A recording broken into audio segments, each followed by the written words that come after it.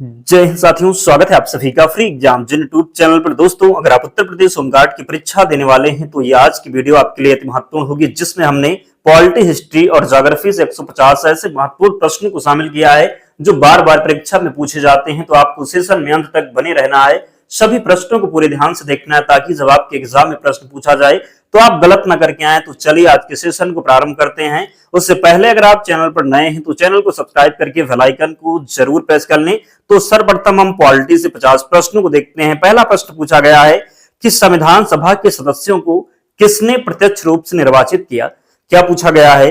तो संविधान सभा के सदस्यों को किसने प्रत्यक्ष रूप से निर्वाचित किया। राइट आंसर हो जाएगा प्रांतों की विधानसभा। क्या हो जाएगा? तो संविधान सभा के सदस्यों को किसने प्रत्यक्ष रूप से निर्वाचित किया, तो प्रांतों की विधानसभा राइट आंसर हो जाएगा। प्रश्नों का जो माध्यम है हमने वन लाइनर रखा है ताकि आपका समय कम लगे और आप उन सभी प्रश्नों का रिवीजन कर लें जो आपके लिए महत्वपूर्ण है। दूसरा प्रश्न है कि संविधान सभा ने किस प्रांत का प्रतिनिधित्व सबसे अधिक किया, तो राइट आंसर हो जाएगा संयुक्त प्रांत। क्या हो जाएगा? तो संविधान सभा ने किस प्रांत का प्रतिनिधित्व सबसे अधिक किया, तो संयुक्त प्रांत राइट आंसर होगा। वी.आर. अंबेडकर का संविधान सभा में निर्वाचन कहां से हुआ था? पश्चिम बंगाल से हुआ था। कहां से? तो पश्चिम बंगाल से। संविधान सभा की प्रारूप समिति की नियुक्ति कब की गई? संविधान सभा की प्रारूप समिति की नियुक्ति कब की गई? कई बार यह प्रश्न पूछा गया है तो जरूर याद कर लीजिएगा। राइट आंसर होगा 29 अगस्त 1947 को। संविधान सभा की प्रारूप समिति की नियुक्ति कब की गई? तो 29 अगस्त 1947 को। संविधान के प्रारूप समिति के समक्ष प्रस्तावना का प्रस्ताव किसने रखा? तो जवाहरलाल नेहरू ने। संविधान के प्रारूप समिति के समक्ष प्रस्तावना का प्रस्ताव रखा जवाहरलाल नेहरू ने। संविधान सभा में सभी निर्णय किस आधार पर लिए गए? सहमति और समायोजना हो जाएगा। संविधान की किस अनुसूची में प्रत्येक राज्य तथा संघ राज्य क्षेत्रों के लिए राज्यसभा में स्थानों के आवंटन की सूची है? तो सही उत्तर हो जाएगा चतुर्थ अनुसूची। क्या? तो चतुर्थ अनुसूची राइट आंसर होगा। भारतीय संविधान में 22 भाषाओं को राजभाषा का दर्जा प्रदान किया गया है। इन राजभाषाओं का उल्लेख किस अनुसूची में है? आपको पता है कि भारतीय संविधान की 8वीं अनुसूची में 22 भाषाओं को रखा गया है। आपको पता है। अगला है किस राज्य के आरक्षण विधेयक को 9वीं अनुसूची में सम्मिलित किया गया? तो तमिलनाडु हो जाएगा। भारतीय संविधान की 10वीं अनुसूची में किससे संबंधित है? 10वीं अनुसूची दल बदल हो जाएगा। दा से 10वीं और दा से दल बदल, इस प्रकार आप याद रखेंगे। अगला है भारत के संविधान का कौन सा अनुच्छेद भारत में एक नए राज्य के गठन के लिए दिया गया है? भारत के संविधान का कौन सा अनुच्छेद भारत में एक नए राज्य के गठन के लिए दिया गया है? तो राइट आंसर हो जाएगा अनुच्छेद 3। क्या होगा? तो सही उत्तर होगा अनुच्छेद 3। भारतीय संविधान का कौन सा अनुच्छेद धर्म, वंश, जाति, लिंग, जन्म स्थान के आधार पर भेदभाव पर रोक लगाता है? भारतीय संविधान का कौन सा अनुच्छेद धर्म, वंश, जाति, लिंग, जन्म स्थान के आधार पर भेदभाव पर रोक लगाता है? तो अनुच्छेद 15 हो जाएगा। क्या होगा? तो राइट आंसर अनुच्छेद 15 होगा। मौलिक अधिकारों के बारे में सुनवाई करने का अधिकार किससे प्रदान किया गया है?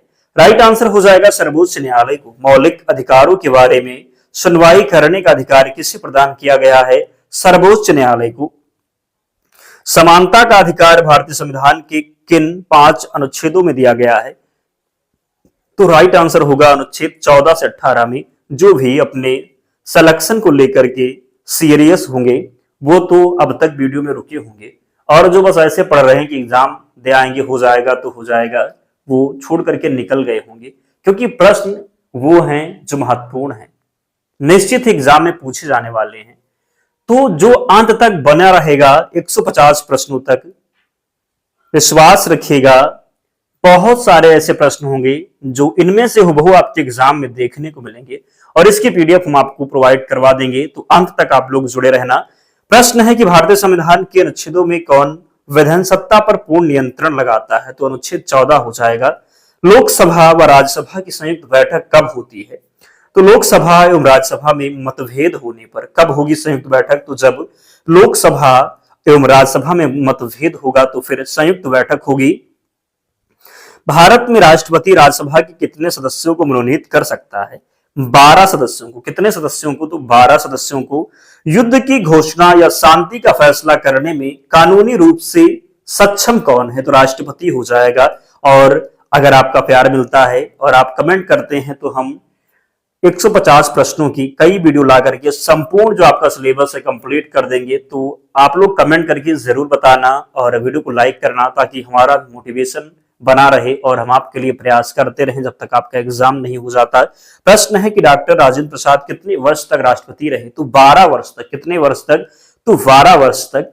भारत के पहले राष्ट्रपति के रूप में डॉक्टर राजेंद्र प्रसाद का चुनाव किया गया था, तो संविधान सभा के द्वारा। किसके द्वारा? तो संविधान सभा के द्वारा। भारतीय संविधान के अनुसार कार्यपालिका का प्रमुख कौन होता है? भारतीय संविधान के अनुसार कार्यपालिका का प्रमुख राष्ट्रपति हो जाएगा। कौन होगा? तो राष्ट्रपति राइट आंसर होगा। लोकसभा और राज्यसभा में कोरम संख्या कितनी होती है? तो कुल सदस्य संख्या का 1/5 हो जाएगा। लोकसभा और राज्यसभा में कोरम संख्या कितनी होती है? तो कुल सदस्य संख्या का 1/5। राज्यसभा में कोरम के लिए निर्धारित संख्या 25 हो जाएगा। कितना? तो 25। राज्यसभा का सभापति कौन होता है? उपराष्ट्रपति की बात करेंगे तो यह राज्यसभा का सभापति होता है। किस सदन में अध्यक्ष उस सदन का सदस्य नहीं होता है? तो राज्यसभा हो जाएगा राइट आंसर। राज्यसभा के सभापति का चुनाव कौन करता है? तो लोकसभा व राज्यसभा के सभी सदस्य हो जाएंगे। राज्यसभा के सभापति का चुनाव कौन करता है? तो लोकसभा व राज्यसभा के सभी सदस्य, यानी कि दोनों सदनों के सदस्य याद रखेंगे।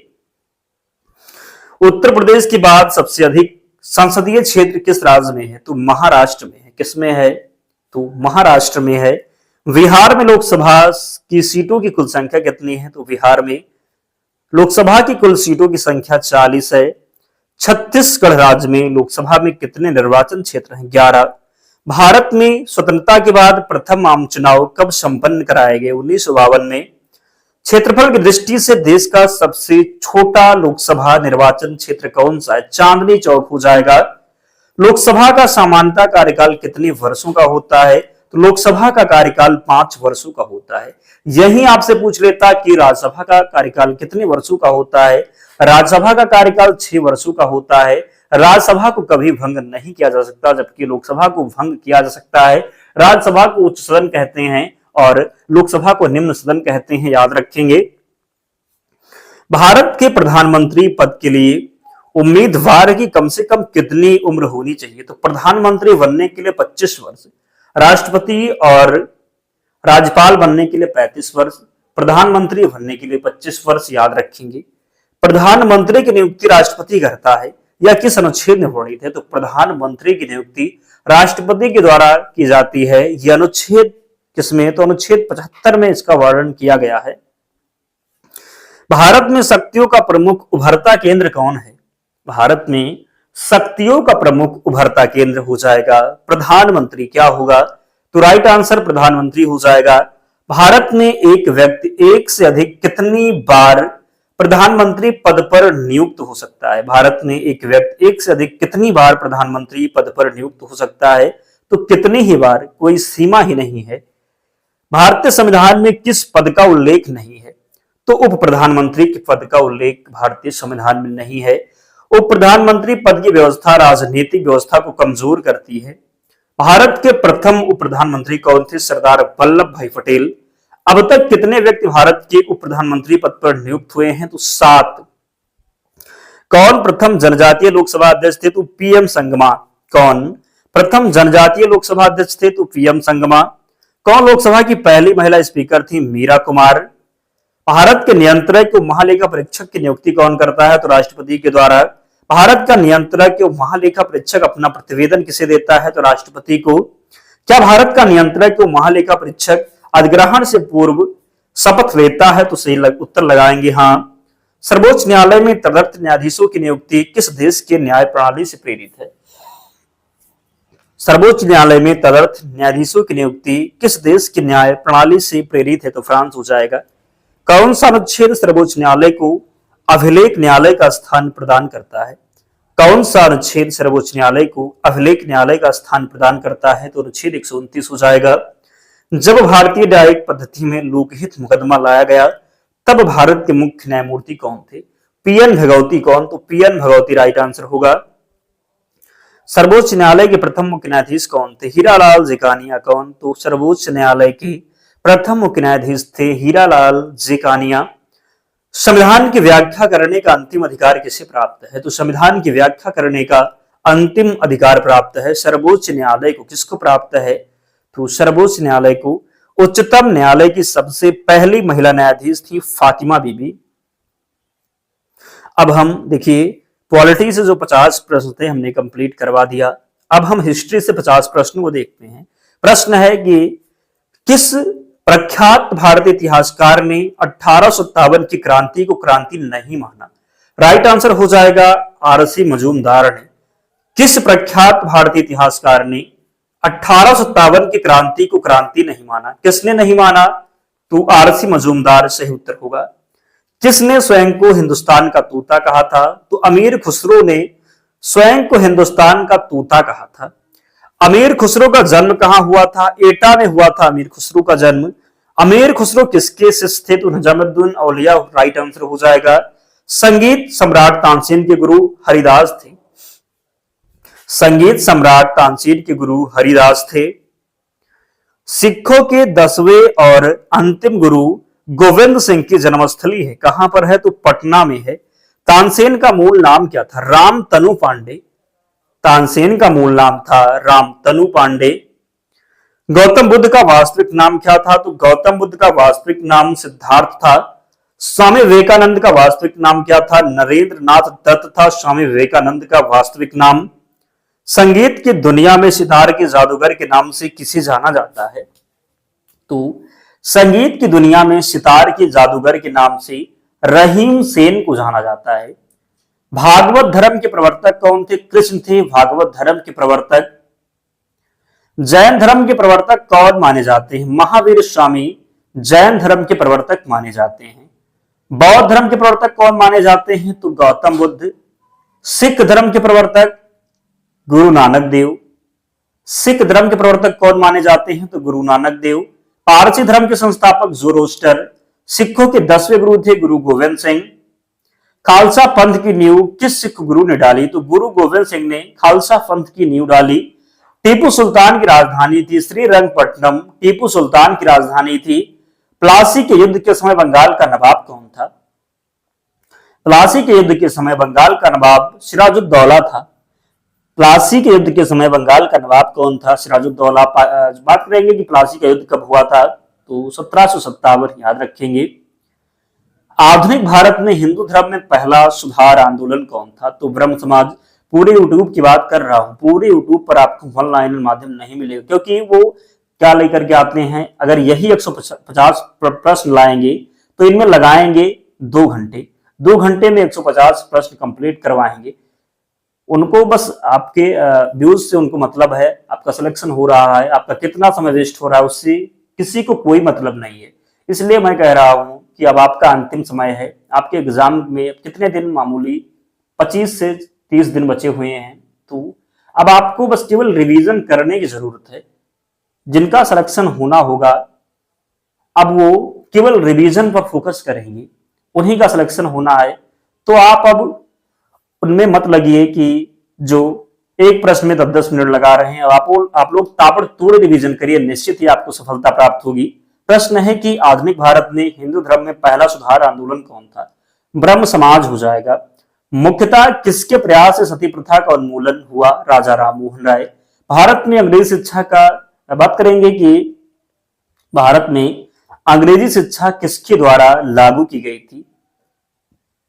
क्या हो जाएगा? तो विलियम बेंटिंक। महाभारत का सुकरात किसे कहा जाता है? महाभारत को सुकरात महादेव गोविंद रानाडे। प्रार्थना समाज की स्थापना किसकी प्रेरणा के फलस्वरूप हुई? केशवानंद सेन। बारदोली सत्याग्रह का नेतृत्व किसने किया? वल्लभ भाई पटेल ने।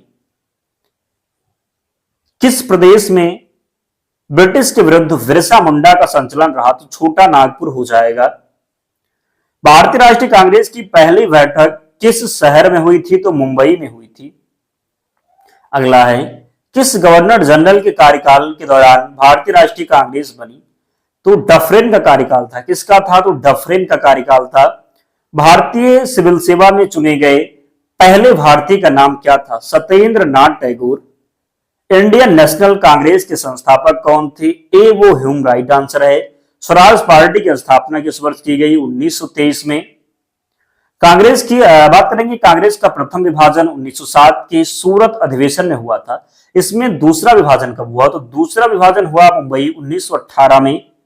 वर्ष 1919 में पंजाब में हुए क्रूर अत्याचारों के विरोध स्वरूप ब्रिटिश सरकार से प्राप्त सर की उपाधि किसने लौटा दी? तो रविंद्रनाथ टैगोर ने। किसने? तो रविंद्रनाथ टैगोर ने।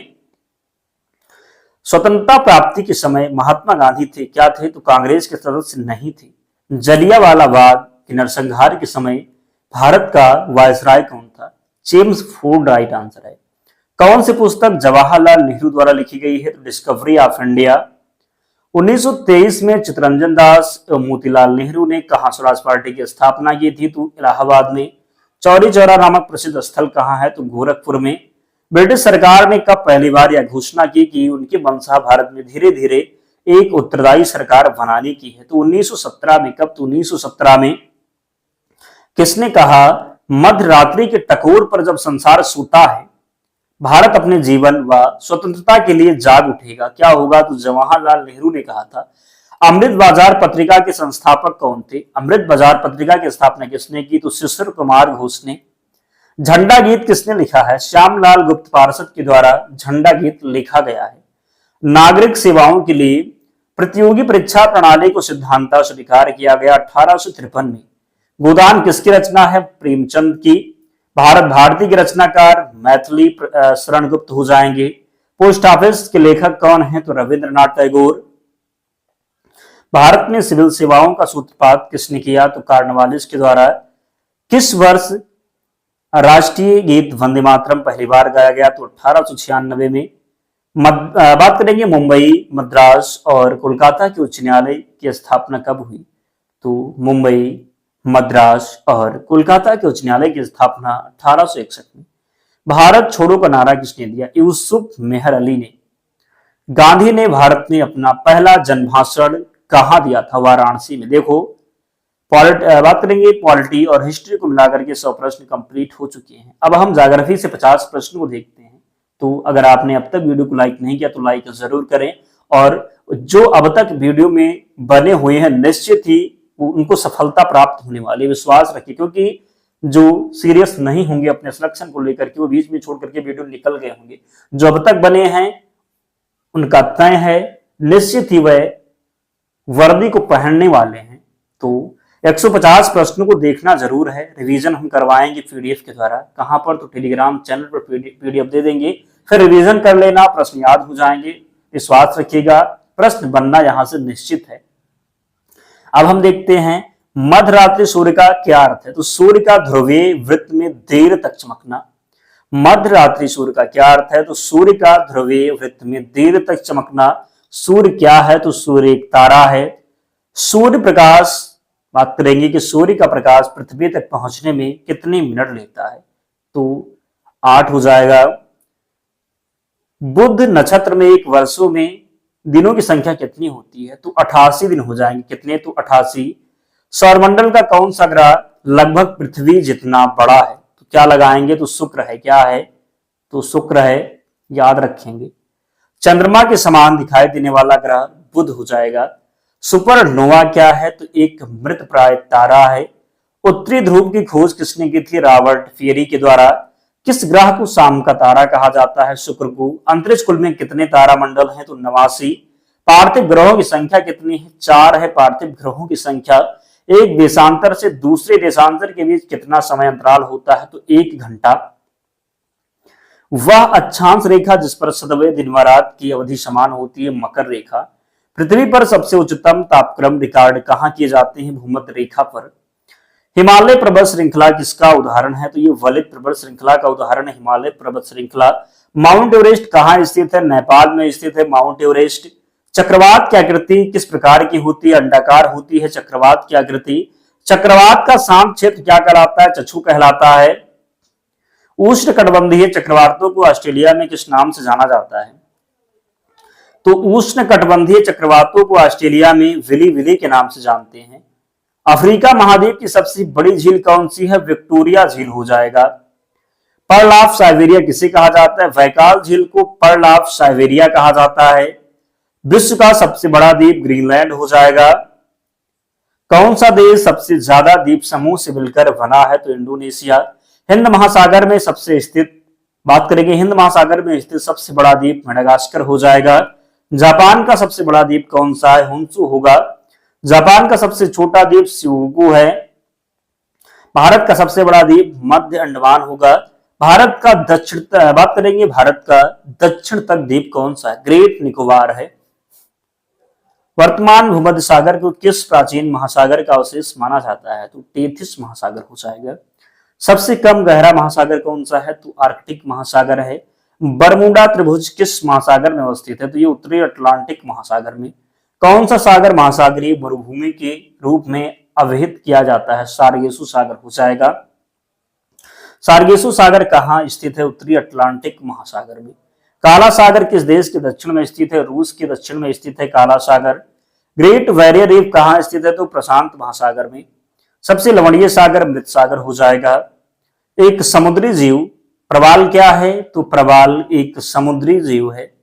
प्रवाल भित्ति क्या है? तो प्रवाल भित्ति समुद्री जीवों द्वारा निर्मित भित्ति है प्रवाल भित्ति।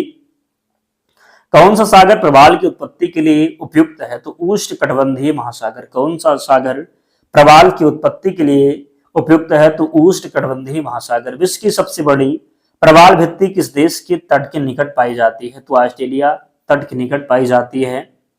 महासागरीय गर्तों की सर्वाधिक संख्या किस महासागर में है? प्रशांत महासागर। संसार के समस्त महासागरों में अब तक कितने महासागरीय गर्तों का पता चला है? तो 57। विश्व का सबसे बड़ा महासागरीय गर्त कौन सा है? मेरियाना गर्त। विश्व का सबसे गहरा गर्त चैलेंज गर्त कहाँ स्थित है? गुआम द्वीपमाला के निकट। विश्व की सबसे चौड़ी नदी अमेजन हो जाएगा। विश्व की सबसे लंबी नदी तो नील नदी। कौन सी नदी अधिकतम देशों से होकर गुजरती है? डेनूब नदी। कौन सी? तो कौन सी नदी अधिकतम देशों से होकर के गुजरती है? तो डेनूब नदी। वियना शहर किस नदी के किनारे बसा है? डेनूब नदी के किनारे बसा है वियना शहर। बुडापेस्ट शहर किस नदी के किनारे बसा है? डेनूब नदी के किनारे बसा है बुडापेस्ट शहर। कैप्सियन सागर क्या है? तो कैप्सियन सागर कौन सी नदी गिरती है? वोल्गा नदी गिरती है कैप्सियन सागर में। दोस्तों 150 प्रश्न कंप्लीट हो चुके हैं। आप में से जिन्होंने अब तक वीडियो को लाइक नहीं किया है जल्दी से लाइक कर दीजिए और चैनल को जरूर सब्सक्राइब करना। इसकी पीडीएफ के लिए टेलीग्राम चैनल पर जुड़ जाना, लिंक डिस्क्रिप्शन बॉक्स में है, या फिर आप टेलीग्राम पर जाएंगे और सर्च करेंगे फ्री एग्जाम जोन, आपको चैनल मिल जाएगा, ज्वाइन हो जाना। वहां पर आपको सारी पीडीएफ मिल जाएगी। और अगर आप ऐसे ही संपूर्ण सिलेबस का रिवीजन करना चाहते हैं वन लाइनर माध्यम में तो कमेंट में जरूर बताना, वीडियो को लाइक करना। तो मिलते हैं नेक्स्ट वीडियो में, तब तक पढ़ते रहिए, ध्यान रखिए अपना, स्वस्थ और सुरक्षित रहिए। जय हिंद।